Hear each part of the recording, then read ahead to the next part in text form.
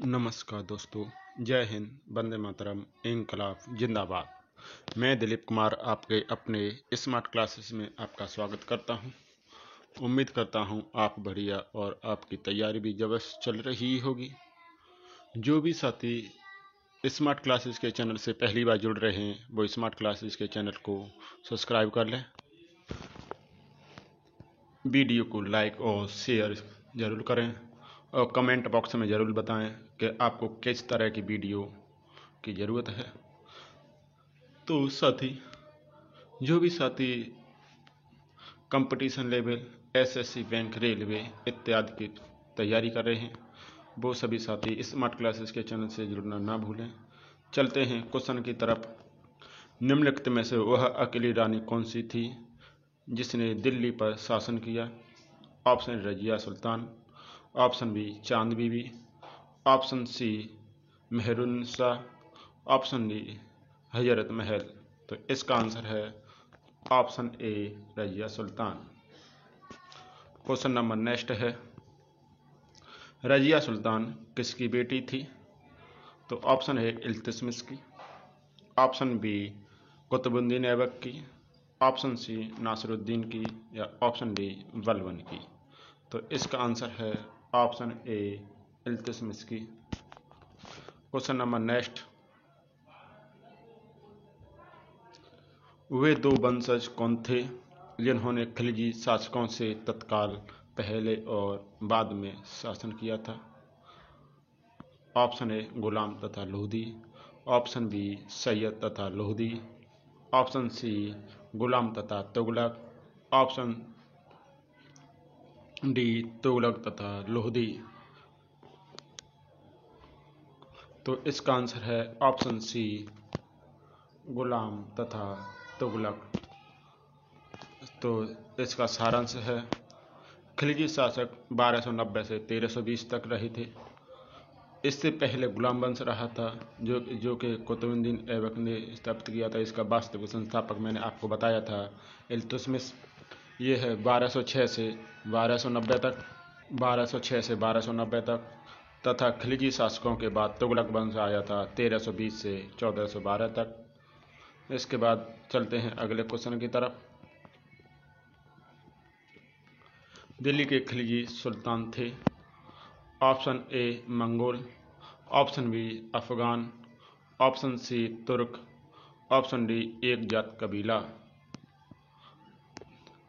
तो इसका आंसर है ऑप्शन सी तुर्की थे, लेकिन इनको अफगानिस्तान के तक रहने में इनकी रीति रिवाज आ गई थी।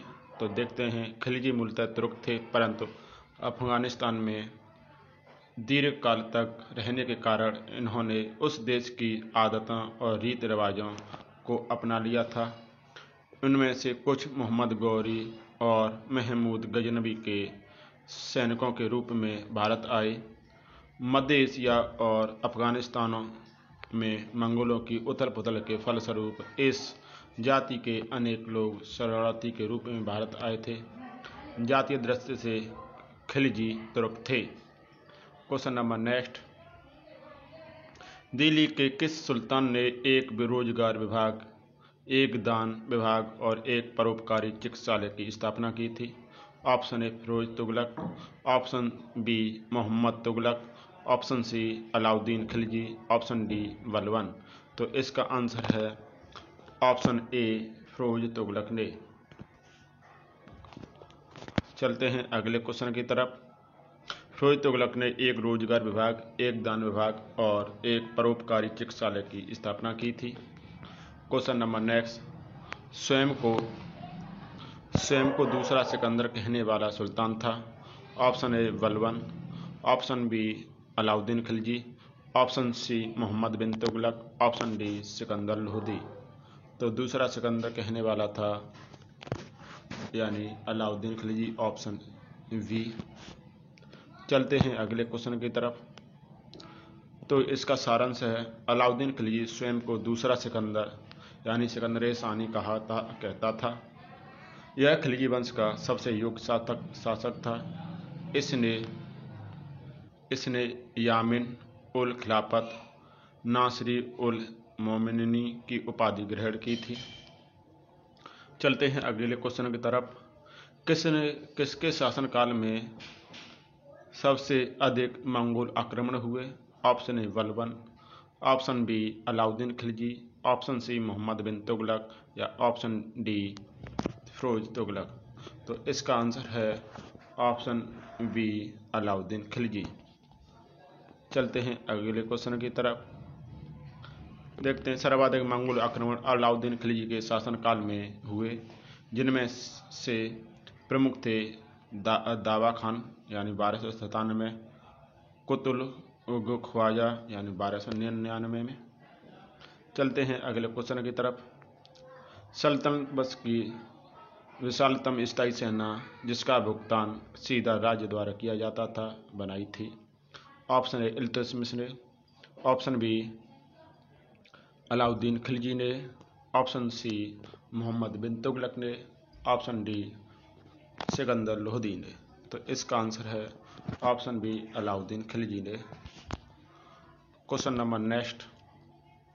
तो इसमें सारांश है, अलाउद्दीन खिलजी ने अपने शासनकाल में सेना को नगद वेतन देने तथा स्थायी सेना रखने की शुरुआत की तथा घोड़ा दागने एवं सैनिकों का हुलिया लिखने की प्रथा भी शुरू की थी।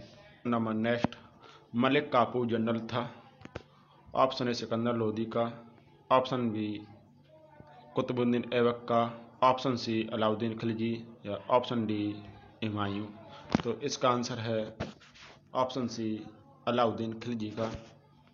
क्वेश्चन नंबर नेक्स्ट, यानी इसका सारांश है, मलिक काफूर अलाउद्दीन खिलजी का सेनापति था। इसका वास्तविक नाम चंदराम था। 1000 दीनार में खरीदे जाने के कारण इसे 1000 दीनारी भी कहा जाता है। Question number next. दिल्ली के प्रमुख सुल्तान जिन्होंने दक्षिण भारत को पराजित करने का प्रयास किया था? Option A Qutubuddin Aibak, option B Nasiruddin Khusrau Shah, option C Alauddin Khilji, option D Jalaluddin Firoz. तो इसका आंसर है ऑप्शन सी अलाउद्दीन खिलजी। चलते हैं अगले क्वेश्चन की तरफ। निम्नलिखित में से किस खिलजी शासक ने दिल्ली के राज सिंहासन पर बैठने के लिए अपने ससुर की हत्या कर दी थी? Option A Qutubuddin Aibak, option B Jalaluddin Khilji, option C Ghiyasuddin Tughlaq, option C Alauddin Khilji. तो इसका आंसर है ऑप्शन डी अलाउद्दीन खिलजी। चलते हैं अगले क्वेश्चन की तरफ। यदि आपने अभी स्मार्ट क्लासेस के चैनल को सब्सक्राइब नहीं किया है तो स्मार्ट क्लासेस के चैनल को सब्सक्राइब कर लें। वीडियो को लाइक और शेयर ज़रूर करें और कमेंट बॉक्स में ज़रूर बताएं कि आपको ये वीडियो कैसी लगी और आने वाली वीडियो का नोटिफिकेशन आपको सबसे पहले मिलेगा। आपको किस तरह की वीडियो चाहिए? अलाउद्दीन ने अपने चाचा और ससुर जलाउद्दीन की हत्या कर 22 अक्टूबर 1296 को दिल्ली में स्थित बलबन के लाल महल में अपना राज्याभिषेक संपन्न कराया। Question number next. मदुरई तक सफलतापूर्वक बढ़ने वाला दिल्ली का जनरल कौन था? Option A Khizr Khan, option B Mohammad Ghori, option C Malik Kafur या ऑप्शन डी मोहम्मद बिन तुगलक। तो इसका आंसर है option C Malik Kafur. Question number next. इसका कुछ सारांश है। मदुरई पांड्य राज्य की राजधानी थी। 1311 में मलिक काफूर ने यहाँ आक्रमण किया। यहाँ का शासक वीर पांड्य राजधानी छोड़कर भाग गया। मदुरई तक पहुँचने वाला दिल्ली का जनरल मलिक काफूर था। इसने देवगिरी, वारंगल, काकतीय तथा मदुरा आदि राज्यों को विजित किया था। चलते हैं क्वेश्चन की तरफ। बाजार विनिमयन प्रणाली आरंभ की गई थी। ऑप्शन ए मोहम्मद बिन तुगलक द्वारा, ऑप्शन बी इल्तुतमिश द्वारा, ऑप्शन सी अलाउद्दीन खिलजी द्वारा, ऑप्शन डी गयासुद्दीन द्वारा। तो इसका आंसर है ऑप्शन सी अलाउद्दीन खिलजी द्वारा। बाज़ार नियम प्रणाली को आरंभ किया गया था। क्वेश्चन नंबर नेक्स्ट, वह सुल्तान कौन था जिसने खलीफा के अधिकार को मानने से इनकार कर दिया था? वह सुल्तान कौन था जिसने खलीफा के अधिकार को मानने से इनकार कर दिया था? Option A Alauddin Khilji, option B Ghiyasuddin Khilji, option C Mohammad bin Tughlaq, option D Qutubuddin Mubarak. तो इसका आंसर है option A Alauddin Khilji. Question number next, तो इसका सारांश है अलाउद्दीन खिलजी ने खलीफा के अधिकारों को मानने से इनकार कर दिया था, जबकि कुतुबुद्दीन मुबारक खिलजी ने स्वयं को खलीफा घोषित किया था। अलाउद्दीन खिलजी के बचपन का नाम अली गुरसासिब था। क्वेश्चन नंबर नेक्स्ट, निम्नलिखित में से दिल्ली के निम्नलिखित संस्थानों में से किसे इतिहासकारों ने विरोधाभासों का मिश्रण बताया? Option A Balban, option C Ibrahim Lodi, option C Alauddin Khilji, option D Mohammad bin Tughlaq. तो इसका आंसर है option D Mohammad bin Tughlaq. Question number next, किस कारण से मोहम्मद बिन तुगलक असफल व्यक्ति था? ऑप्शन ए वह विक्षिप्त था, ऑप्शन बी वह व्यवहारिक राजनेता नहीं था, ऑप्शन बी उसने राजधानी दूसरे शहर को बनाया, ऑप्शन डी उसने चीन के साथ युद्ध किया। तो इसका आंसर है ऑप्शन बी वह व्यवहारिक राजनेता नहीं था। क्वेश्चन नंबर नेक्स्ट, यह सारांश दिया है। मोहम्मद बिन तुगलक को असफल व्यक्ति मानने का सर्वप्रथम कारण यह है कि वह व्यवहारिक राजनेता नहीं था, वस्तुतः वह राजधानी परिवर्तन, प्रतीक मुद्रा आदि अनेक तत्कालीन रूप से अव्यवहारिक राजनीतिक प्रयोगों के कारण ही असफल शासक सिद्ध हुआ। मोहम्मद बिन तुगलक निपुण था।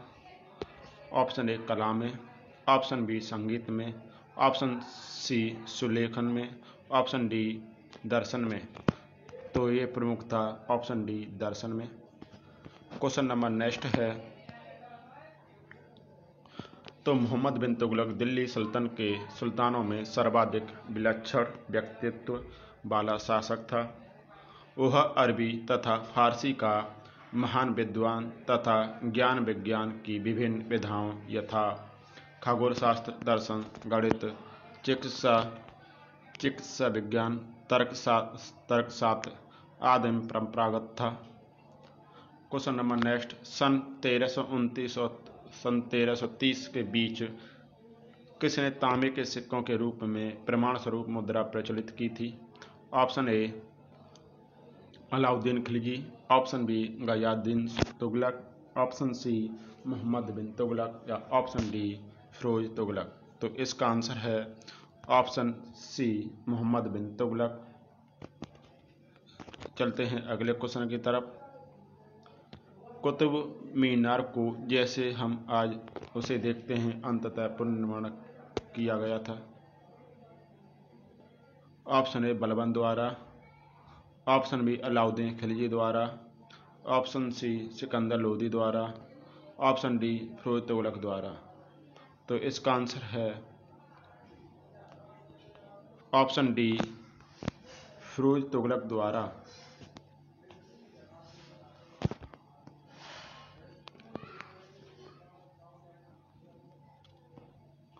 किस वंश के सुल्तानों ने सबसे अधिक समय तक शासन किया था? तो ऑप्शन ए खिलजी वंश, ऑप्शन बी तुगलक वंश, ऑप्शन सी दास वंश, ऑप्शन डी लोधी वंश। तो इसका आंसर है ऑप्शन बी तुगलक वंश।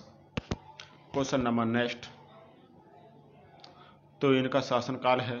खिलजी वंश 1290 से 1320 तक, दास वंश 1206 से 1290 तक, लोधी वंश 1291 से लोधी वंश 1491 से 1526 तक, तुगलक वंश 1320 से 1414 तक। तो अगला क्वेश्चन है, नीचे एक दिए गए दिल्ली के सुल्तानों के वंशों को कालानुक्रम में व्यवस्थित कीजिए। Number 1 Khilji, number 2 Tughlaq, number 3 Sayyid, number 4 Ghulam. तो इसका option A 4 1 3 2, option B 1 4 2 3, option C 1 2 3 4, option D 4 1 2 3। तो इसका आंसर है option D.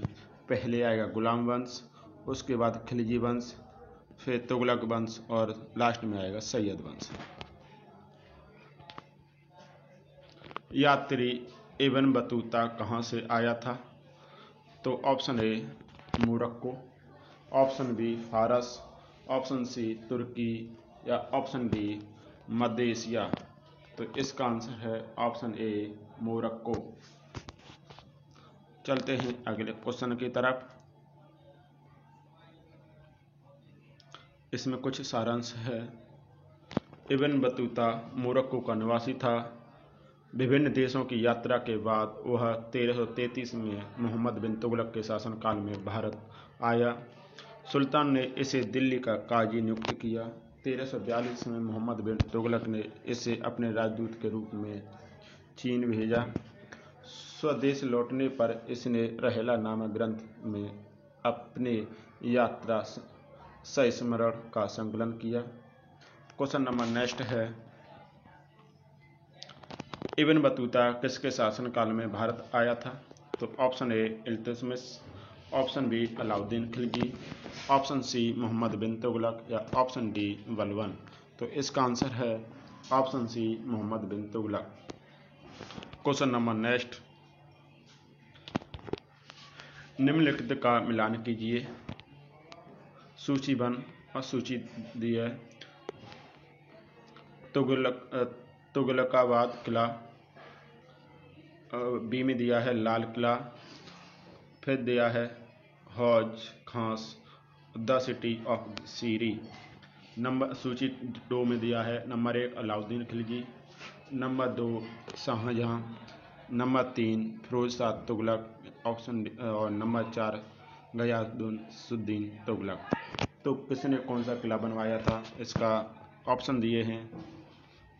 Option A 1 2 3 4, option B 4 2 3 1, option C 4 3 2 1, option D 3 1 4 2। तो इसका आंसर है ऑप्शन सी ऑप्शन बी 42 31। तो इसका है यानी तुगलकाबाद गयासुद्दीन तुगलक ने, लाल किला शाहजहां ने, हौज खां तुगलक फिरोज शाह तुगलक ने और द सिटी ऑफ सीरी अलाउद्दीन खिलजी ने। अगला क्वेश्चन, लोधी वंश का अंतिम शासक कौन था? Option A Bahlul Lodhi, option B Ibrahim Lodhi, option C Daulat Khan Lodhi, option D Sikandar Lodhi. तो इसका आंसर है option B Ibrahim Lodhi. Question number next, तो इसका कुछ सारांश है, देखते हैं सारांश की तरफ। लोधी वंश की स्थापना बहलोद लोधी ने की थी। इब्राहिम लोधी 21 नवंबर 1517 को आगरा के सिंहासन पर बैठा था। बटोला के युद्ध में इब्राहिम लोधी मेवाड़ के शासक राणा संगा से हार गया और 21 अप्रैल 1526 को पानीपत की पहली लड़ाई में बाबर ने इब्राहिम लोधी को बुरी तरह से पराजित किया, जिसके परिणामस्वरूप लोधी वंश समाप्त हो गया। इस प्रकार लोधी वंश का अंतिम शासक इब्राहिम लोधी था। चलते हैं अगले क्वेश्चन की तरफ। आगरा नगर की स्थापना निम्नलिखित में से किसके द्वारा की गई थी? तो option A Firoz Shah Tughlaq, option B Muhammad bin Tughlaq, option C Alauddin Khilji, option D Sikandar Lodhi. तो इसका आंसर है option D Sikandar Lodi. Question number next, तो इसमें लिखा है सारांश। सिकंदर लोधी ने आगरा शहर की स्थापना 1504 में की थी। इसने भूमि मापने के लिए प्रमाणिक पैमाने गजे सिकंदरी का प्रचलन प्रारंभ किया था। सिकंदर लोधी ने गुलरुखी उपनाम से फारसी में कविताओं की रचना की थी। क्वेश्चन नंबर नेक्स्ट है, लोधी वंश की स्थापना किसने की थी? तो लोधी वंश की स्थापना option A Ibrahim Lodhi, option B Sikandar Lodi, option C Bahlul Lodi, option D Khizr Khan. तो इसका आंसर है ऑप्शन सी पहलोल लोधी। तो चलते हैं, यानी इसमें दिया है अलाउद्दीन आलम शाह ने स्वेच्छापूर्वक दिल्ली शासन का त्याग किया था। तत्पश्चात बहलोल लोधी गाजी के नाम से दिल्ली के सिंहासन पर बैठा। उसने प्रथम अफगान साम्राज्य अर्थात लोधी वंश की नींव डाली थी। चलते हैं, सुल्तानों की राजभाषा क्या थी? तो option A Farsi, option B Urdu, option C अरबी या ऑप्शन डी हिंदी। तो इसका आंसर है ऑप्शन ए यानी फारसी थी। चलते हैं आगे।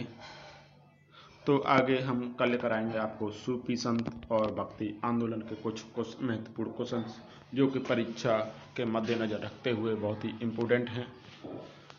यदि आपने अभी तक स्मार्ट क्लासेस के चैनल को सब्सक्राइब नहीं किया है तो स्मार्ट क्लासेस के चैनल को सब्सक्राइब कर लें, वीडियो को लाइक और शेयर जरूर करें और कमेंट जरूर करें, जिससे कि किस वीडियो कैसी लगी और आपको किस तरह की वीडियो की ज़रूरत है, तो हम आपको वीडियो उसी तरह की प्रोवाइड कराएंगे। किस सब्जेक्ट में आपकी पकड़ कम है तो हमें बताइए, हम आपकी उसी सब्जेक्ट की पकड़ करवाएंगे। तो चलते हैं। जय हिंद, वंदे मातरम, इनकलाब जिंदाबाद।